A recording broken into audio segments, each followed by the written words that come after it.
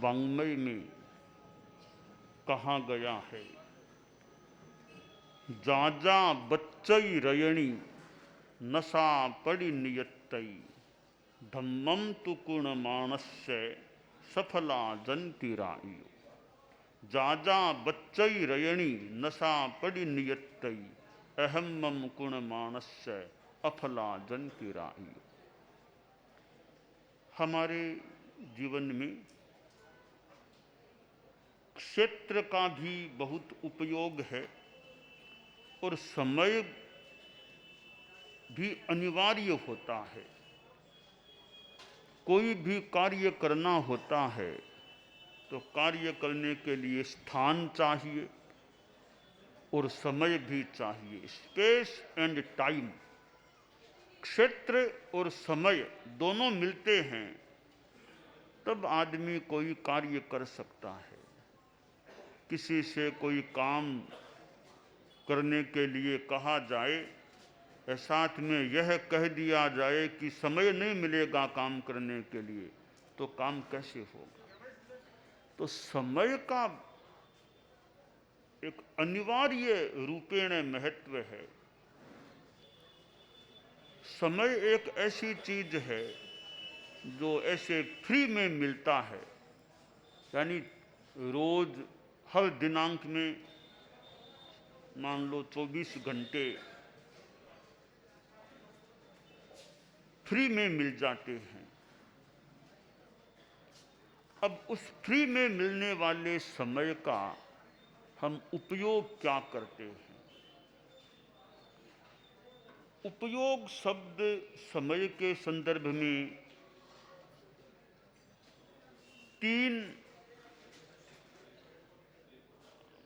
और उपसर्ग अथवा उपसर्ग तुल्य शब्दों से जुड़ सकता है।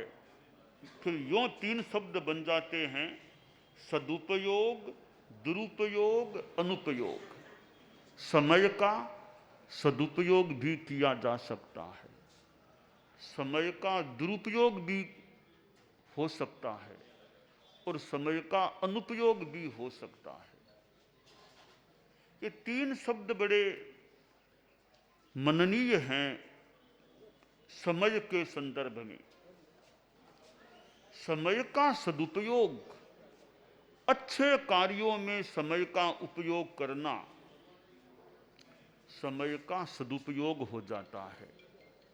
दुनिया में बढ़िया आदमी कौन है, बढ़िया या घटिया आदमी कौन है।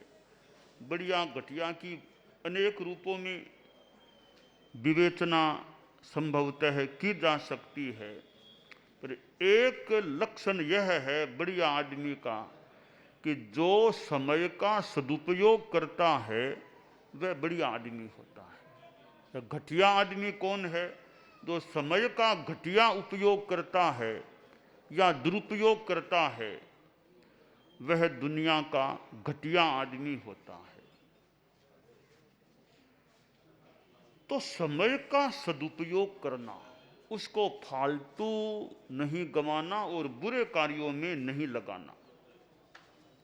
संस्कृत में एक श्लोक आता है, काव्य शास्त्र विनोदेन कालो गच्छति धीमताम व्यसनेन तु मूर्खाणाम निद्रया कलहेन वा। कि बुद्धिमान लोगों का समय काव्य शास्त्र की चर्चा में बीतता है, या यूं समझे हम अच्छे कार्यों में बीतता है। और जो मूर्ख लोग हैं उनका समय व्यसन में व्यतीत हो सकता है या अनावश्यक पड़े रहने में बीत सकता है या लड़ाई झगड़ा करने में बीत सकता है। आदमी को जो रोज 24 घंटे मिलते हैं, उन 24 घंटों का उपयोग सामान्य जीवन के कार्यों में भी कुछ तो हो जाता है, हो सकता है खान पान आदि आदि कार्यों में लग जाता है। शेष जो समय बचता है, खाने में गया, पीने में गया, नींद में गया या और आवश्यक कार्यों में गया, शेष जो समय बचता है उसका आदमी क्या उपयोग करता है। संस्कृत में कहा गया है, मां वृथा समया कृथा, समय को फालतू जाया नहीं करना चाहिए। ऐसे तो समय फ्री मिलता है, पर है बड़ी कीमती चीज। समय बड़ी कीमती चीज है।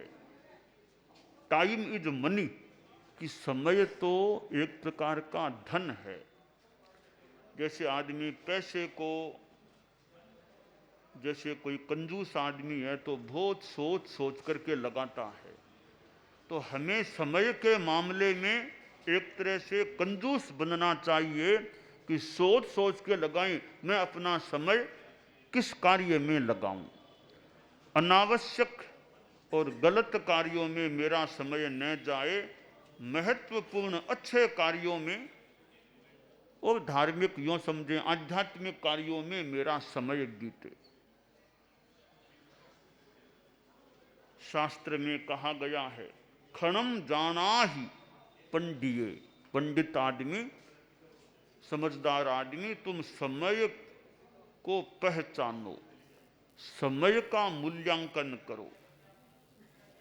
और जब महत्वपूर्ण अवसर जीवन में मिलता है उसको खो देना तो एक अभागापन की बात हो सकती है। महत्वपूर्ण अवसर मिले जीवन में, उसको आदमी खो दे तो फिर तो या तो पश्चाताप करना पड़ सकता है कि मौके का लाभ उठाना चाहिए।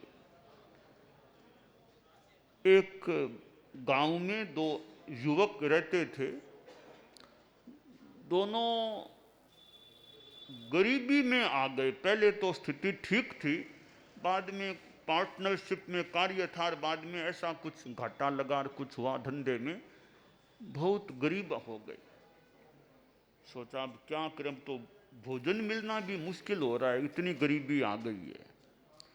तो किसी ने कहा कोई यहाँ 25 किलोमीटर आगे देवी का स्थान है, वहाँ आराधना करो, देवी प्रसन्न हो जाएगी तो तुम्हारी समस्या का समाधान कर सकती है। तो एक केला करना पड़ेगा, 3 दिन का निर्जल वो व्रत उपवास करना पड़ेगा, देवी के मंत्र का जप करना होगा। वो 3 दिन पूरे होने के बाद कई बार देवी हाजिर हो जाती है और समस्या का समाधान भी कर देती है।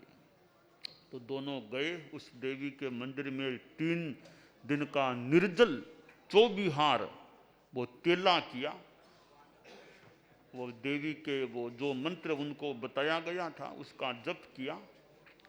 3 दिन पूरे हुए तो देवी हाजिर हो गई। बोली बोलो क्या चाहिए, बोलो तुम्हें क्या चाहिए, मेरे से मुझे क्यों याद किया, क्या चाहिए। तो युवक बोले जगदम्बे कृपा चाहिए, गरीबी से ग्रस्त हो गए हैं, हमारी गरीबी दूर करो। तो देवी ने अपने ज्ञान से देखा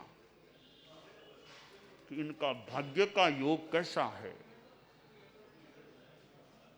सोचा कि एक युवक का तो भाग्य ठीक अब उदय अच्छा पुण्योदय होने वाला है, पर दूसरे का तो अभी भी पापोदय का योग लग रहा है, फिर भी प्रयास तो कर लूं। तो कहा ठीक है, मैं अभी एक अपना विमान तैयार करती हूं, तुम दोनों विमान में बैठ जाना, तुमको विमान में बिठाकर मैं एक रत्न द्वीप में ले जाऊंगी, वहां तुम्हें उतार दूंगी, 3 घंटे का समय मिलेगा, वहां खोज खोज करके रत्नों को इकट्ठा कर लेना।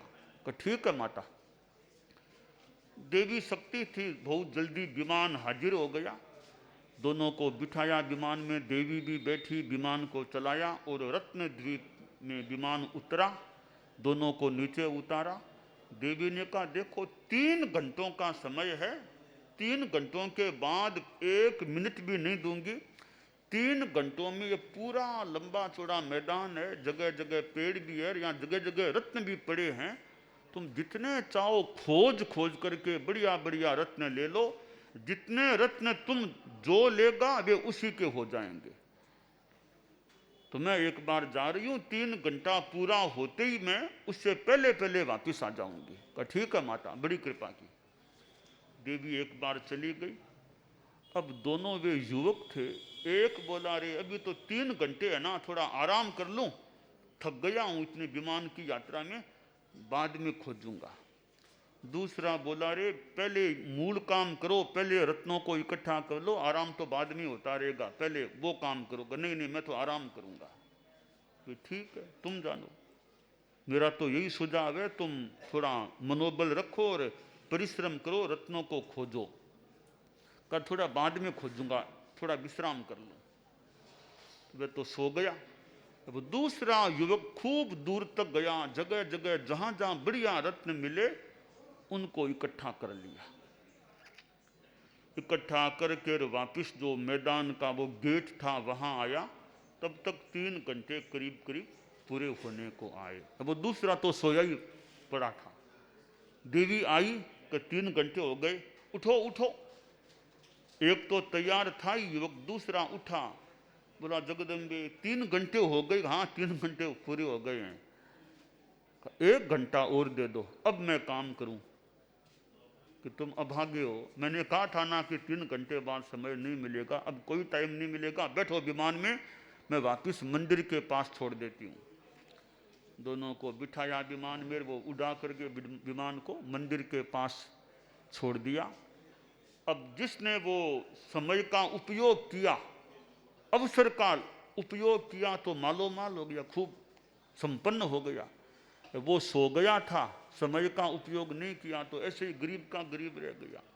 तो अवसर का लाभ उठाने का प्रयास करना चाहिए। जिंदगी में कभी कभी बढ़िया अवसर आते हैं, उनका लाभ उठाना चाहिए और रोज ही समय का बढ़िया उपयोग हो वैसा प्रयास करना चाहिए। कुछ लोग समय का ज्यादा मूल्यांकन नहीं करते, वे समय को ऐसे ही गंवा देते हैं। जैसे वर्षा होती है, मेघ बरसता है, पानी तो शहर में मानो सब जगह गिरता है, कोई बाल्टी में इकट्ठा कर लेता है, कोई पानी कुंड में वो नाले से चला जाता है, पानी संरक्षित हो जाता है, कुछ पानी गंदी नाली में बह जाता है। तो मेघ तो बरसा था, किसी ने बाल्टी में ले लिया, किसी ने कुंड में इकट्ठा कर लिया, तो कोई पानी गंदी नाली में भी चला गया। तो मेघ सर्वत्र बरसा, पर पानी का किसने किस प्रकार ग्रहण किया वो एक अलग अलग बात हो जाती है। तो समय की भी वर्षा सब पर होती है। अब समय का उपयोग कौन क्या करता है, यह महत्वपूर्ण विषय बनता है। एक आदमी सदुपयोग, समय का सदुपयोग कैसे हो।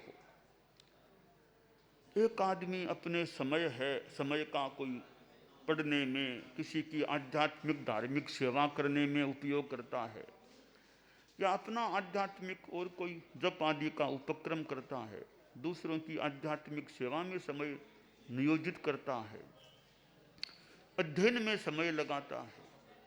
जिस आदमी का जो कार्य क्षेत्र हो उस पर भी विवेक रखना होता है, किसका क्या जिम्मा है, क्या कार्य क्षेत्र है।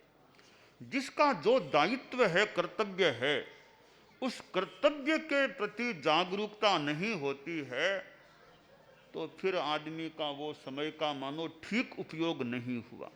किसका क्या कर्तव्य है, माता पिता का क्या कर्तव्य है संतान के प्रति, संतान का क्या कर्तव्य है माता पिता के प्रति, एक शिक्षक का विद्यार्थी के प्रति क्या कर्तव्य है, विद्यार्थी का शिक्षक के प्रति क्या कर्तव्य है। राजनीति है, समाज नीति है, धर्म नीति है। राजनीति में काम करने वालों का अपना क्या कर्तव्य है, धर्म नीति वालों का क्या कर्तव्य है, समाज नीति में से काम करने वालों का क्या कर्तव्य है। तो कर्तव्य स्थान पर रहकर कर्तव्य का पालन नहीं करना कुछ अवांछनीय हो सकता है। तो अपना जो कर्तव्य है, एक साधु है और वो एक उपदेश देने के कर्तव्य से युक्त है तो उसका फिर कर्तव्य है थोड़ी थकान हो तो हो, ये उपदेश मुझे देना, प्रवचन देना, भाषण देना, तो थोड़ी मामूली कोई कठिनाई को झेल करके भी उसका कर्तव्य है वो जनता को लाभान्वित करने का प्रयास करे। वो साधु सोच ले रहे थके या भी खास छोड़ो छोड़ो छोड़ो, ठीक है, स्वास्थ्य का ध्यान भी देना होता है, पर थोड़ी कठिनाई झेल करके भी अपने कर्तव्य का पालन करना साधु का एक अच्छी बात साधु के लिए होती है। तो दुनिया में कर्तव्य पालन महत्वपूर्ण बात होती है। राजनीति में लोग रहते हैं। संस्कृत में एक छोटी सी बात मेरे दिमाग में है, मैं उसको राजनीति से संबंधित मानता हूं कि सदवनम असदनुशासनम आश्रित वर्णम, यानी राजा के 3 कर्तव्य होते हैं। राजा के पहला कर्तव्य है सज्जनों की रक्षा करे, वो राजा का फर्ज है सज्जनों की रक्षा करना। दूसरा कर्तव्य है राजा का असदनुशासनम, असज्जन लोगों पर अनुशासन रखना, यह राजा का फर्ज है। तीसरा राजा का फर्ज है आश्रित भरणम, अपनी प्रजा का भरण पोषण हो इस पर ध्यान देना, भरण पोषण करना राजा का कर्तव्य होता है। राजतांत्रिक प्रणाली में राजा मुखिया होता है और वर्तमान में भारत में लोकतांत्रिक प्रणाली है। तो लोकतांत्रिक प्रणाली में ये कार्यपालिका है, विधायिका, न्यायपालिका, प्रेस, ये चीजें हैं। तो सरकार होती है, प्रशासन होता है। तो सरकार और प्रशासन एक प्रकार से वो राजा के स्थान पर मान ले उनको कि भी जनता की सेवा करना उनका फर्ज है, और जनता की सेवा में भी नैतिक मूल्य, नैतिकता, ईमानदारी वो बना रहे, वो खास बात है। राजनीति में है, सरकार में है, लोकसभा में है, विधानसभा में है, यानी सांसद है, विधायक है, आदि आदि, या प्रशासन में है, भले ग्राम पंचायत है, नगर पालिका है, नगर निगम, जो भी व्यवस्थाएं हैं लोकतंत्र में, उनमें जो आदमी है और कर्तव्य का पालन नहीं करे तो कर्तव्यच्युति की बात हो जाती है। एक संस्कृत में श्लोक आता है कि राज्याधिकारम संप्राप्य यह प्रजाम नैव रंजति अजागलस्तनस्येव तस्य जन्म निरर्थकम, कि कोई राज्याधिकार में आ गया, यानी सरकार में आ गया, मंत्री बन गया, तो ऐसा व्यक्ति है, प्रशासन में है, वो प्रजा को राजी नहीं कर पाता, यानी प्रजा की सेवा नहीं करता है, पद पर है, प्रजा की सेवा नहीं करता है, उसका जिम्मा है प्रजा की सेवा करना, नहीं करता है, तो कवि ने कहा है उसका जन्म निरर्थक है। कैसे? कि बकरी के गले के स्तन की तरह। बकरी होती है, एक तो नीचे के स्तन, उनसे दूध निकलता है, एक कोई बकरी के सबके या किसी किसी के या गले में छोटा सा एक स्तन गले में होता है, वो गले वाला जो स्तन है तो वो दूध नहीं देता है, वो बेकार ही होता है। तो बकरी के गले का स्तन बेकार है, वैसे उस राज्याधिकारी का जन्म बेकार है जो राज्याधिकार में आकर के प्रजा की सेवा नहीं करता है। और सेवा में वो नैतिकता का मूल्य भी महत्वपूर्ण और आवश्यक और गरिमापूर्ण होता है। आचार्य महाप्रज्ञ जी महाराष्ट्र में थे, वो खानदेश उधर जलगांव उधर उस एरिया में थे। तो एक बार किसी जगह पधारे तो कोई मंत्री जी या पूर्व मंत्री जी को आसपास थे, तो आचार्य श्री ने एक बात कही थी, जहाँ तक मुझे स्मरण हो रहा है, एक संस्कृत का श्लोक कि अधिकार पदम प्राप्य नोपकारम करोति है अकारो लोप मात्रेण ककारो द्वितताम व्रजेत, कि अधिकार प्राप्त हो गया और उपकार नहीं करे, सेवा नहीं करे, तो कवि कहता है उसके अधिकार में से ए को हटा देना चाहिए। ए को हटाने के बदले में आधा क और लगा दो, फिर जो शब्द बने वो शब्द उसके लिए होना चाहिए। तो खैर थोड़ी कड़ी बात कह दी गई है कवि के द्वारा। तो सारांश है, आदमी समय का बढ़िया उपयोग करे, धार्मिकता भी जीवन में रहे, आध्यात्मिकता में भी समय लगाने का प्रयास हो, आदमी अच्छा जीवन जिए, यह काम्य है।